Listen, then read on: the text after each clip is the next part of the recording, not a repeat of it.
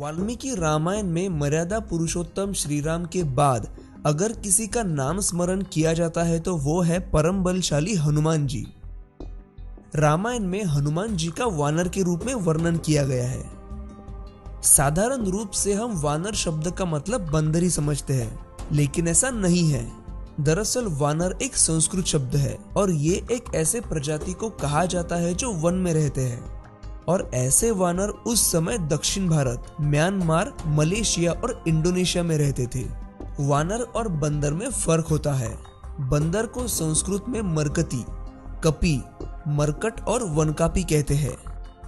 उस समय होमोसेपियंस यानी कि हम अकेले ही बुद्धिमान जीव नहीं थे। कुछ ऐसी भी प्रजातियां मौजूद थी जो हमारे तरह ही बुद्धिमान थी। निएंडरथल मानव दिखने में बंदर जैसे थे, पर मानव जैसे ही समझदार और मानवों से अधिक बलशाली थे। वो बोल भी सकते थे और मानवों की तरह एक साथ भी रहते थे। रामायण में वानरों का जिस तरह से वर्णन किया गया है वो निएंडरथल मानव के वर्णन से बहुत मेल खाता है।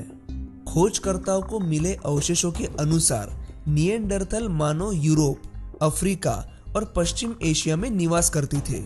रामायण के अनुसार वानर पूरी धरती पर पाए जाते थे, लेकिन उनकी सबसे ज्यादा संख्या किष्किंधा में थी। जब प्रभु श्री राम लंका की तरफ रावण से लड़ने निकले, तब वानरों के राजा सुग्रीव ने सारे वानरों को एकजुट किया था। किष्किंधा में वर्णन किए गए वानर साम्राज्य के बारे में अगर आप पढ़ेंगे तो पता चलेगा कि वो गुफाओं में रहते थे और खोजकर्ताओं ने पाया है कि निएंडरथल मानव भी गुफाओं में ही रहते थे। निएंडरथल के अवशेषों में वैज्ञानिकों को हायोइड बोन होने के सबूत मिले हैं, जिससे ये साबित होता है कि वो आपस में बात भी करते थे। जैसे जैसे और खोज हुई तो ये भी साबित हो गया कि निएंडरथल और होमोसेपियंस साथ में ही रहते थे और आपस में भी बातें करते थे। और इतना ही नहीं, होमोसेपियंस और निएंडरथल आपस में ब्रीडिंग भी करते थे और हम सब में आज भी निएंडरथल के डीएनए मौजूद है।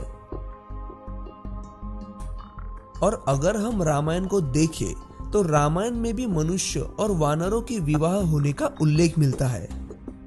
सुग्रीव और बाली को अगर हम देखें तो उनकी पूंछ दिखाई गई है, लेकिन उनके पत्नियों की कोई पूंछ नहीं है और ना ही उन्हें बंदरियों की तरह दिखाया गया है। इससे यह साबित होता है कि बाली और सुग्रीव बंदर नहीं थे, वो वानर थे। रामायण में वानरों को कभी भी बंदरों के रूप में प्रस्तुत नहीं किया गया।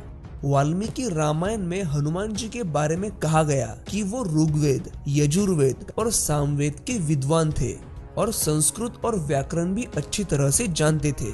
अगर हनुमान जी की इतनी योग्यता थी तो वो बंदर कैसे हुए? रामायण में ऐसे कई सारे सबूत हैं जिससे ये साबित होता है कि वानरों की जाति मनुष्य की तरह एक विकसित और होशियार प्रजाति थी, जिसे हम अज्ञानता के कारण बंदर समझ बैठे।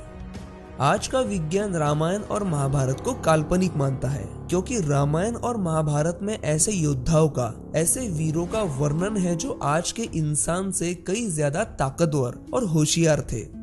लेकिन हमारे विज्ञान के थियरी ऑफ इवोल्यूशन के अनुसार इंसान का विकास जिस तरह से हुआ उससे आज का इंसान ही होशियार और सर्वश्रेष्ठ है। इसीलिए वैज्ञानिक और कुछ लोग रामायण और महाभारत को हजम नहीं कर पाते।